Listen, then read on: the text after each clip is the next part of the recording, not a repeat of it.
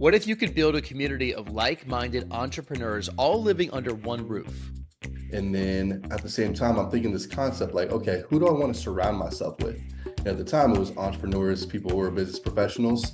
And so that's kind of where the growth house concept started. It was me literally house hacking and then being intentional about who I was living with. Today, we dive into the innovative world of co-living and the power of intentional community building. If one person's lit up, walking around the house on fire, they're closing deals, the other person's going through a slump, you get close enough, your match is going to get lit as well. From corporate America to real estate investing, Jesse Ray has found an unconventional pathway to financial freedom. So I literally just took the leap and my close friends obviously, were there for me and said, hey, I'll help you, with this transition with the move. I'll come out visit. But it was kind of a lonely journey to start. My name is Jason Muth. I'm a 29-time Airbnb superhost.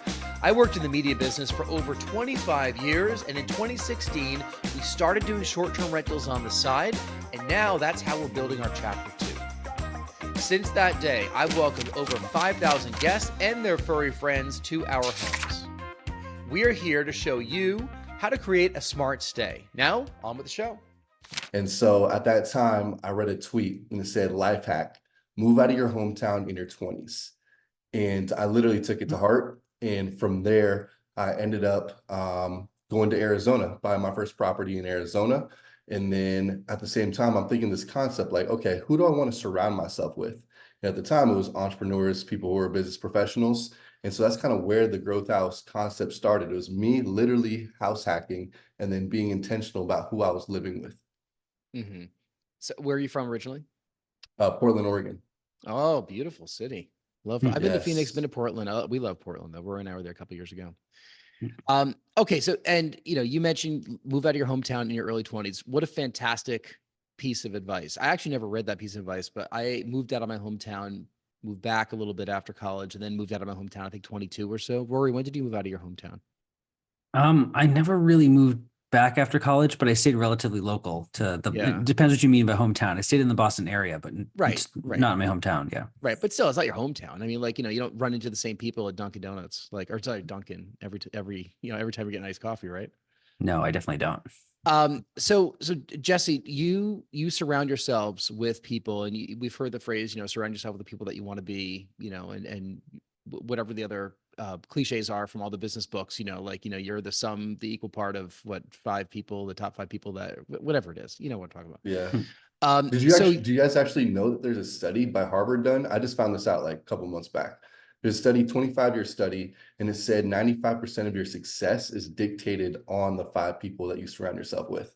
And I was like, really? oh, that's actually crazy. Yeah, like there's actually studies being done to prove that, because we all heard the cliches. Yeah. But talk a bit about, I don't want you to speak for your entire generation, but you certainly have a lot of friends probably in their mid 20s, late 20s or so. Is this the norm? For your friend group, it probably is, right? Because you've chosen to surround yourselves with these entrepreneurial people and you want to really, grow like you are. But are most people doing this, or did you just kind of find this hack out? Most people are not doing it. And I did it out of kind of necessity for myself, because in Portland, Oregon, love the city, still my, home. But at the end of the day, gray skies, not very entrepreneurial, like don't look at business owners in a great light, at least right now. And so for me, I'm like very intentional about who do I want to surround myself with. And I didn't have like those kind of friends. I had friends that were, day one, they're family to me. But at the end of the day, for me to grow and, go on a track that's different, I had to move and I had to be around different people. So I would say no, but also in the sense that I think my generation does feel this need to be connected, because adult loneliness, which kind of seems like a crazy concept, is actually very true. Especially since the pandemic, we were literally just shut off from everybody. And so people do strive and want that connection in person. Adult loneliness is massively true. I actually just saw an article in the Wall Street Journal today about the loneliness of people that work in business, especially remote workers, and it's only gotten worse over the past couple of years, with hybrid work, work from home, not wanting to go back to the office, people not realizing, I mean, the generation of people that came out of college that they've only been working hybrid or remote ever since, they don't know what it is to be in this great, vibrant community like you're surrounding yourself with the Growth Mhm. House.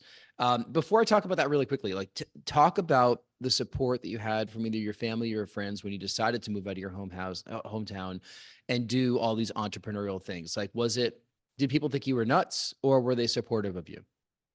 I've always kind of been more of a leader in the sense that I was like, hey guys, this is what I'm doing. And so I'm going. I didn't know a single person in Arizona. So I Right. literally just took the leap and yeah, my close friends obviously, were there for me and said, hey, I'll help you, with this transition with the move. I'll come out visit. But it was kind of a lonely journey to start. Okay, so you're on the Growth House, all right? It's, kind of at its essence, it's a real estate investment mixed with entrepreneurism, mixed with building a social network of people doing the same thing, heading toward financial freedom.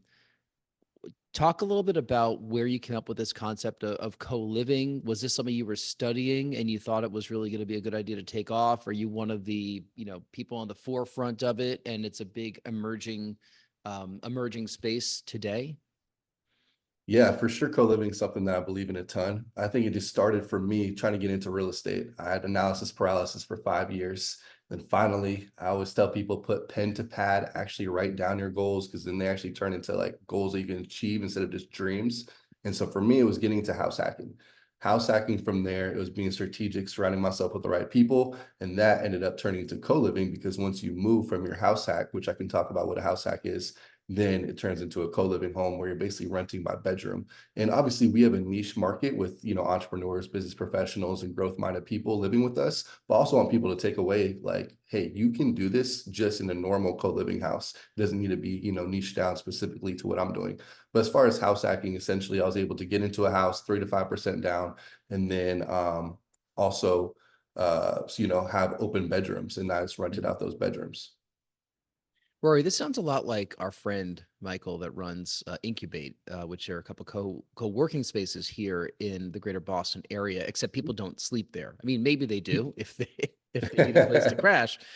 But Rory, what's your sense of like a house hack where it actually not only became renting by the bedroom, but renting by the bedroom to a community of people that are kind of like-minded moving in the same direction?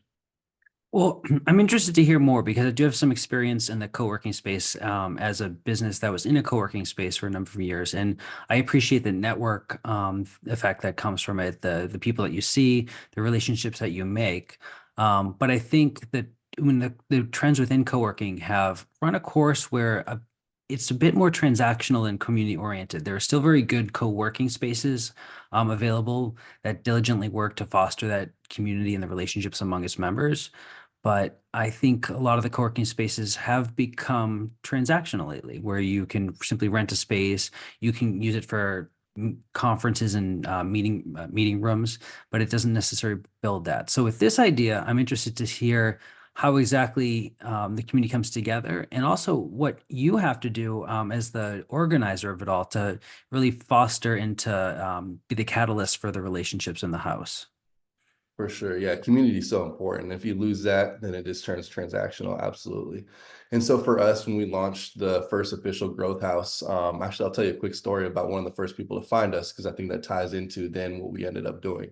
So in 2021, got the first house, people moved in. It wasn't very structured. It was more so like, oh, cool, a bunch of people living together that were like-minded.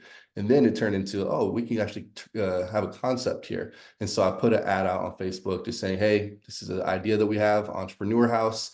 And one of my friends, actually, I didn't know him, he was off of Facebook. He reached out and said, hey, I'm interested. Can I come by, check out the house? And so I bought another house literally down the street with the concept of, okay, they're close by. People can just walk back and forth to each house. And so he comes into the house. I was completely remodeling it. Now I actually had my bed in the kitchen because the other house was rented out. And so he comes in, he's like, well, what's this? I'm like, don't worry about my bed in the kitchen. It's getting remodeled. Here's the growth house vision. And I basically painted the vision of what this is going to be. It's basically going to be an incubator for entrepreneurs, aspiring entrepreneurs to come live, grow, and build together. And then we're going to have like weekly masterclasses, and then also accountability meetings. And we'll go to the gym in the morning, cold plunge. And I just remember him looking at me like I'm crazy, but at the same time, he looks around and says, I love this. I'm in. So I just want to say, like, you only need that one person to believe in you to actually get something to, pop off and grow. And so shout out my friend Derek. Real quickly, I'll tell his story. He came from sleeping on one of his friend's couches, just started his Airbnb property management company. He only had 3 properties, only making, about $1,500 a month, came to the growth house within 6 months of surrounding himself with the right people, the resources, connections that we were able to provide. He then had, after only 6 months, 30 properties in 3 different states. And now he's doing over $500,000 of revenue and just exploding his business in 6 states. I think he has 60 properties to date, and this is only 2 years ago. So just kind of give an example of someone that's come in and been a part of the growth house. And it's cool to see these journeys and, growth happen. So he's co-hosting short-term rentals across the country. Yeah, essentially. Yeah. Yeah, so that's what we do. I'm in one of ours right now. So we own 5 ourselves. And then we just launched a business last year called Pride Away Stays, which serves Provincetown, Mass, just that one town. But we've kind of scaled that up a little bit with a nice little client portfolio. It can happen fast, with short-term rentals. I mean, I've talked about it a lot on this podcast, and I'm part of a group called STR Secrets Mastermind. We got a bunch of people out in Scottsdale, running some massive homes. Yeah, some beautiful homes out there. Probably some of the same people that we know.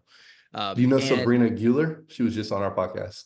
I don't know Sabrina. Do you know Mike Stone, who's on our podcast? He's okay. We're gonna have to do a swap because yes, we will. That's what I love about podcasts, man. So Mike is. I met him a couple of years ago down in Miami. He really has turned his game on with medium-term rentals, and he's friends with a guy named Tristan who runs some awesome places out in Scottsdale. But man, of course you have to have the cold plunge. Right? Like, that's like the entrepreneur thing these days. It is. And like, if you didn't put it on Instagram, it never happened. You never went inside the cold plunge, right? So true. Yeah. You got to do it and film it. It could be a generational thing. I'm a little older than you. So, cold plunges aren't exactly in my future. And I certainly am not putting it on camera, but when you're working out as hard as you are, Jesse, like, you deserve to do that and document it. So it's fascinating though, that, house hacking is a trend that's happened, it was a big thing kind of in the 2010s. It's still possible, rates are a lot higher now, so it's hard to burr these places and house hack and then, refinance them and go to the next one. But, you took it to the next level where you said, not only am I going to rent this out to random people, I'm going to rent them out to people that actually are like-minded and we can learn and share from each other and build community. And, you have a number of these properties now, right? Jason, I'm so sorry. My AirPod just died. Oh, okay. Give me 1 second. My question, let me rephrase my question because like that was a pretty meandering question. Let me try to get another one. I'll wait till you're ready and we'll just edit this out. Are you good?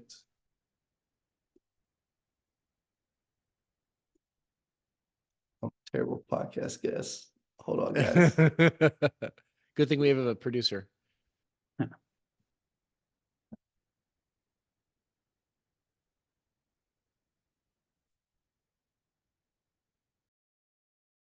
Let's see, this is 15 minutes in. I'll note that.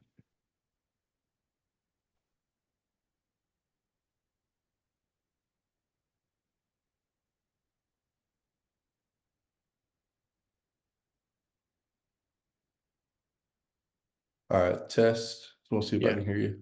I can hear you. Can you hear us?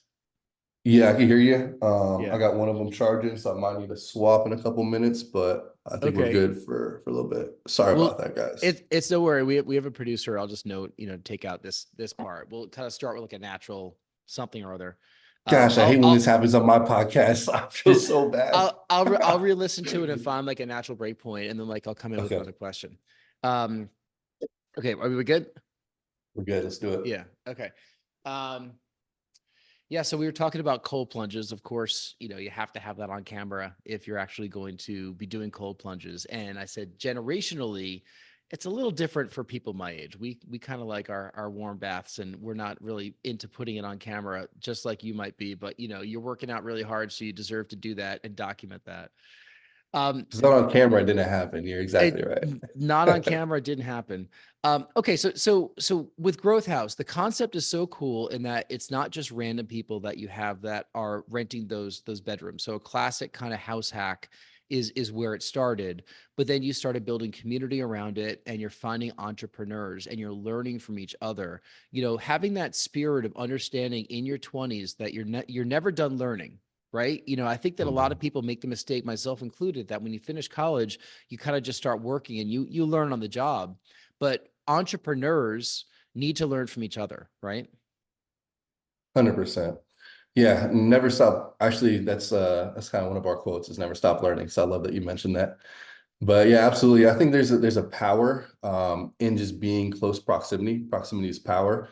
And also if you're around other entrepreneurs, it makes you have that belief in yourself. For me, the reason why I join masterminds and even, get into rooms that are way, higher elevated than I am in success in business is because I then get to have close interactions with someone and realize they're not that different than me. And that makes me think like in my head, if you can do it, I can do it. It's that belief in myself. So I think that's super important. And that's one of the reasons why I was able to take my step away from corporate America into full-time entrepreneurship was because of that house, that first house. I surrounded myself with like-minded people. And I'm like, these guys are all starting businesses. I can do it too. And so 100% agree exactly what you said. I think the people that have done it before us, before you, before me, those are the ones that, we don't think that they're just normal people, but they are. They were in the same shoes that you were in a couple years ago. They're just a little bit ahead, right? So like their Hmm. mindset has already changed. They've already made that 10x mindset. They've already decided that they are this person that they're going to be, that they're not the person that they were. So a lot of people that are getting into it now, they haven't had that mindset change, right? Mm-hmm. 100%. Yeah, it's a mindset change. It's also, I think, another one of the big things around, what our house is that people ask me like, what's the benefit? And one of the benefits is if someone's winning and you're not for whatever reason, like you're going through a little slump, it's like we're matches. If one person's lit up, walking around the house on fire, they're closing deals, the other person's going through a slump, you get close enough, your match is going to get lit as well. Hmm. And so it's kind of another, pro about being around in close proximity to other entrepreneurs, and it helps adapt that mindset. Do you find that everybody is in kind of that real estate entrepreneurial category of work that they're doing, or do you have tech entrepreneurs that you hear from, people that are inventors, people that are service providers? What are the types of folks that are coming into your houses? Yeah, we have all over. We have people that design websites. We have, I'll shout out one of my guys, Jaron Lodge. He's about to do $3 million in revenue this year. So that's been cool to watch that growth. He's a product. So his product is called Skip and Hole. And essentially it's like cornhole, except it's skipping stones in the water. So you skip these stones into the water, and his product is blown up. And I actually recruited him from ASU. I was like looking on ASU's website, who won all the grants, who's in the pitch competitions. And I'm like, Jaron, I want you in our house. So I got him into our house, and then he's got offered to be on Shark Tank. And then his product is literally blown up from, I think he did almost $1 million revenue last year. And then this year he's on track for 3. So a bunch of different types of businesses. Yeah, it's not all just real estate or just, yeah, it's a wide variety. How many growth houses do you have right now? So we have 3 growth houses, and I will say we decided instead of doing like a full year. So the first year we just did a full year. People were just like committed. And I'm like, okay, that's intense. So we decided to say, okay, growth house, we're gonna have basically a cohort. So our next cohort is at the start of 2025, and those are the people that are serious about really just exploding and expediting their success and growth. And so the rest of the houses, we have about 3 or 4, we have 3 other houses right now, and those are with business professionals and aspiring entrepreneurs. So it's kind of like a cohort section and then more of the longer term stay for those other people. It's like a little bit of a reality show too. It's like Big Brother. Like you'll have a cohort of people. You don't have cameras in all the rooms, do you? No, no, no, no, Diddy.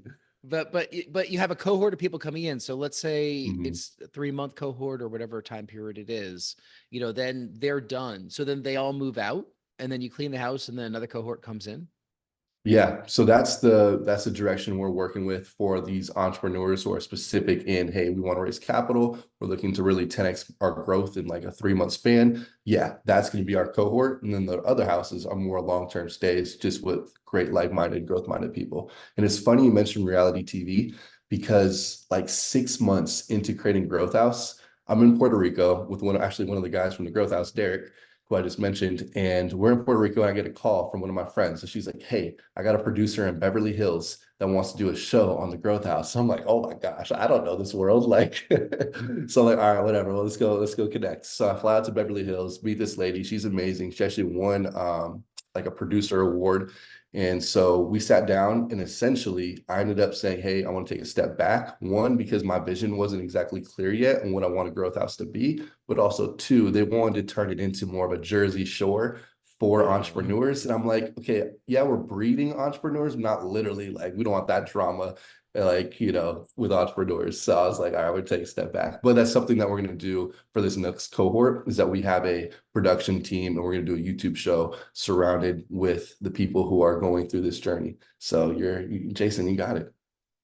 And it just felt like that was the direction where things were headed, right? But Yeah. you're not doing any like Real Housewives table flipping on the show. It's going to be, if you're the producer or you're hiring the producer and it's going to be a YouTube series, then you control the content, right? Exactly. You don't have to rely on a Bravo producer to put some artificial drama in there, and then change the chemistry of one of your cohorts. And as you That know, there's enough drama in business. Like we don't need more drama added. Like there's highs and lows. It's a roller coaster of a journey. I'm sure people can, choose to get along or not get along without having a producer needling them. And that probably happens in your houses too. Entrepreneurship can be a high stress environment where, sometimes people just don't always get along. Hmm. And I'm sure that happens. It feels like, Rory, remember Silicon Valley, the show? Yeah, it does. I mean, the and not to kind of divert it probably from where you're going, but there's a moment that I remember in Silicon Valley where the tech entrepreneur had basically a squatter stay in his apartment. And then he ended up having to, you know, cater to him and eventually pay him to have him leave. And I think you kind of answered the question with the home that's being used as a cohort house. It's a cyclical, relatively short stay that somebody's there. But in the longer term, you're trying to foster a really specific feel in the houses. Have you ever had to deal with somebody who just either doesn't or no longer fit the mold of what you're looking for? And, when somebody's part of a mastermind group, it's pretty easy to kind of usher them out. But if it's their actual place of residence, it's a lot more complicated. How do you curate that? And have you ever had to remove somebody from the home or show them, suggest that they live elsewhere? Yeah, great question. So luckily, we have not had to evict anybody. So I think it really has to do with our vetting process, which is pretty unique. And actually, I love your, feedback on this.